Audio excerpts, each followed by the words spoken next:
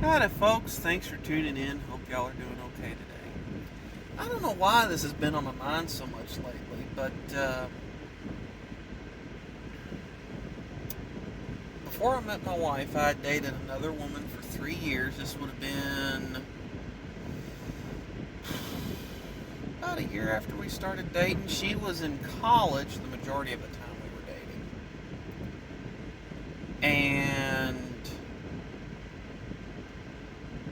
once a month, I'd make a 2 hour ride to go visit or pick her up and bring her back over to this part of the state.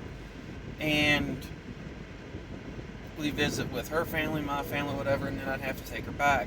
Um, During a good chunk of that time, she didn't drive or have a reliable car that she felt comfortable running back and forth in.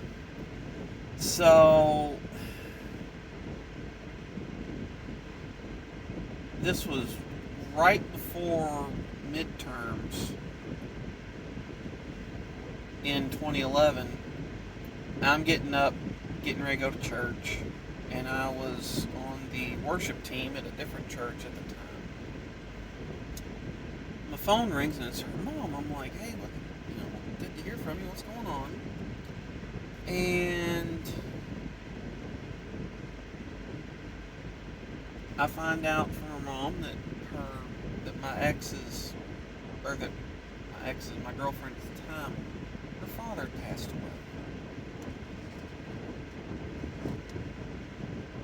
So I'm like, does she know yet? She's like, no, I'm not telling her that over the phone. I've been on the phone with her stepmom, and we've agreed that someone's gonna go over there and tell her in person. That's not a phone call kind of thing. Okay, so I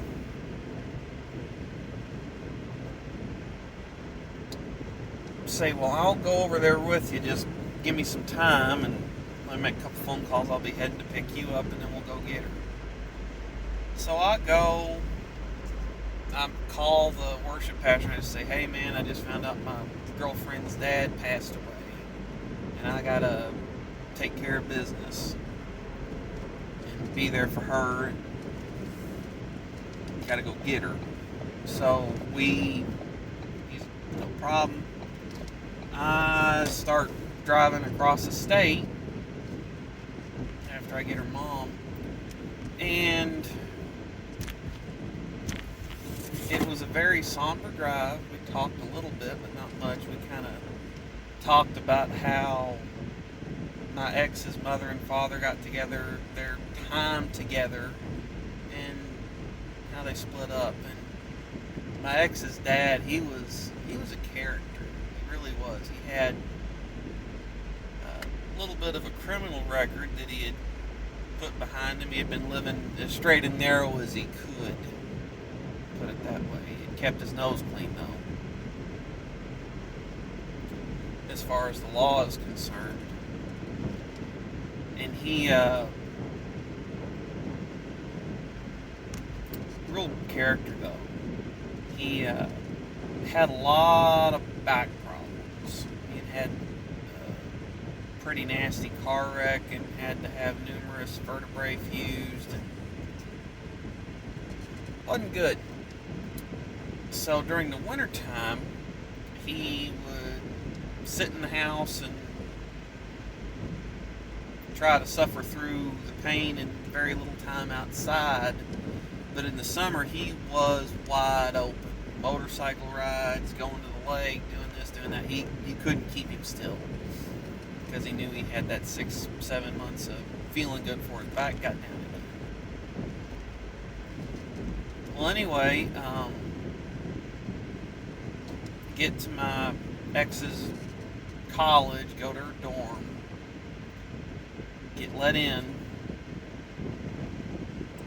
tell her what's going on. And she was pretty tore up. Her and her dad weren't the closest due to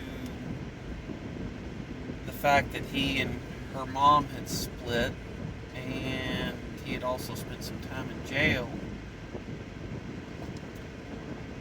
But they were working on their relationship and he had passed away, and she was worried that he had done something stupid and died. He died of injuries sustained in a motorcycle accident. He had been in a motorcycle accident a couple days prior. He saved the bike and kind of jacked up his leg. I didn't even know about it. A car ran a stop sign, T-boned him on the bike. He stuck his leg out to catch the bumper of the car and kind of shoot him off, which he did, but it really messed his leg up. It didn't break nothing, but all sorts of soft tissue damage, broken blood vessels and things like that. And he had to stay off of it, which he didn't. And it was right before a cold snap. That had happened like 4 or 5 days prior to him dying. Well, he was couch surfing somewhere, and he passed away. So, get Max back over to family, and we spent the majority of the day either packing enough of her stuff to bring her back over to this part of the state, or driving, get over to her stepmom's house, which it was weird because her mom and stepmom got along. They were pretty decent friends.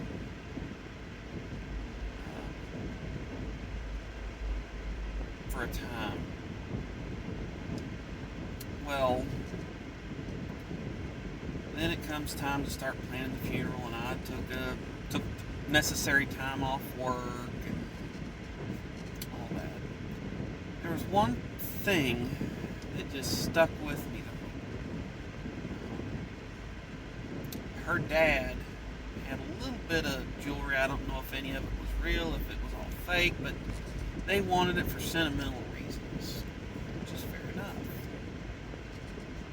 And her dad's brother had actually got to the coroner's office first and picked up the possessions that were on him at the time.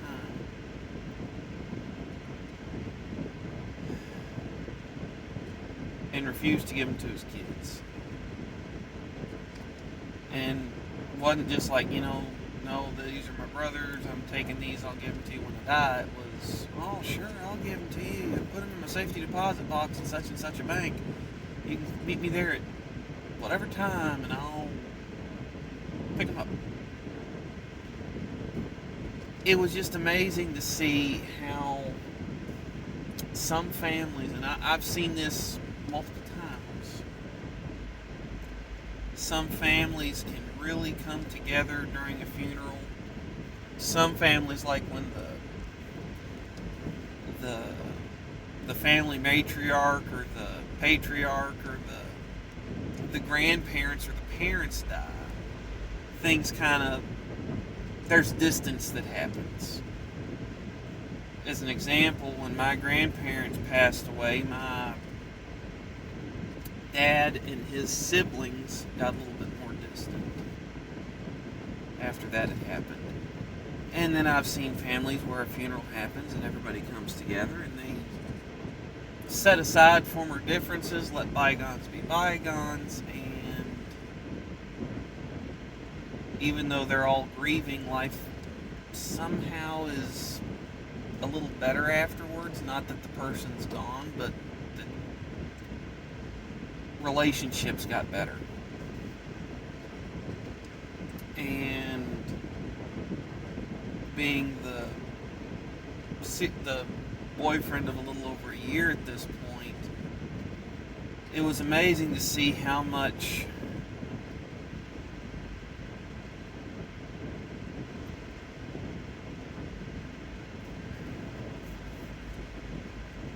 ticking each other off, lying, backbiting, and everything went on around this time and afterward.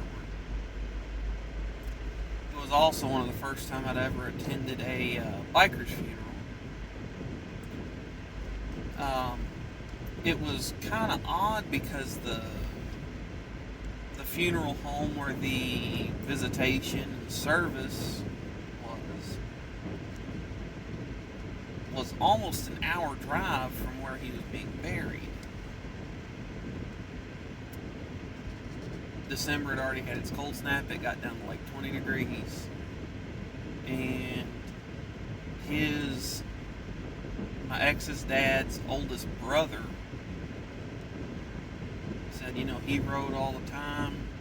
I'm riding behind him on this bike. And his son, oldest son, actually rode my ex's dad's bike behind him. And it's, like I said, 20 degrees outside. And one of the things that was funny is the Hirsch driver had apparently never heard of speed limits or cruise control. And so he's going anywhere between 60 and 95 down an interstate.